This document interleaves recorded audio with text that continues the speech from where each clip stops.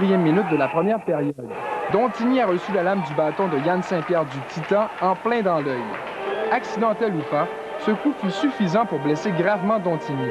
Ce dernier a immédiatement quitté la patinoire en compagnie du soigneur de l'équipe André Baker en direction de la Cité de la Santé à Laval. Plus de 12 heures après l'incident, nous avons rencontré le jeune athlète qui, heureusement, ne craignait plus de perdre l'œil, mais souffrait tout de même d'un grave traumatisme oculaire.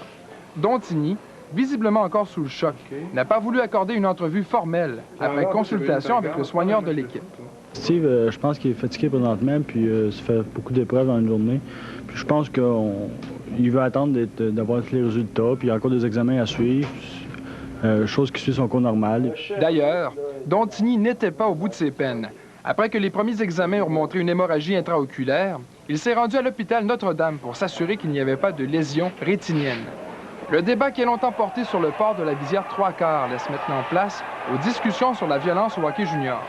De ce point de vue, le match d'hier est particulièrement édifiant. Du coup, je sais pas pourquoi, mais j'ai tout de suite pensé à Pierre Mondoux dans le temps, quand il a reçu un coup puis il était handicapé d'un œil, tu sais. J'ai tout de suite pensé à ça. Mais, tu sais, après ça, j'ai dit pour moi, ça va être juste une coupe de points de suture puis je vais revenir au jeu. Puis ensuite, André m'a emmené dans la chambre puis il m'a ouvert mon œil puis je voyais absolument rien. Fait que là, j'ai comme paniqué un petit peu. Disons que depuis lundi, c'est sûr qu'il y a eu une petite amélioration dans l'œil. Là.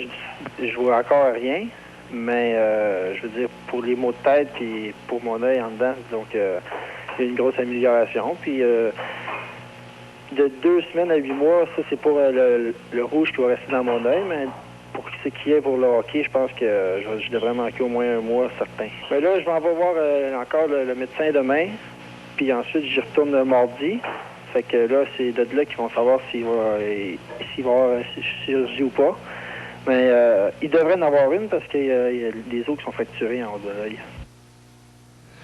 Cet incident a soulevé des interrogations multiples à propos du retour de la visière 3/4 dans le circuit junior majeur québécois. Si le président de la Régie de la sécurité dans les sports du Québec, Jean-Claude Riendeau, ne regrette pas sa décision à ce sujet, qu'en pense la population en général? Je trouverais que c'est une bonne idée, puis ça donne un meilleur spectacle. Avec ce qui est arrivé aux joueurs de Shawinigan, je me demande si c'est une bonne idée. C'est sûr que si on parle de son recul depuis 20 ans, le roi n'avait absolument rien sur la tête. Les années ont gradué, le roi devrait graduer avec ça. À l'heure actuelle, même avec les visières de moitié ou 3/4, il y en arrive des accidents. Fait que ça éviterait beaucoup d'accidents s'il y avait la visière au complet.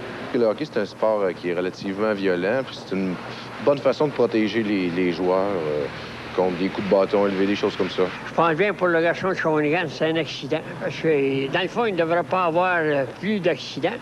Parce que les hockey sont supposés être sur la glace et non pas dans les airs.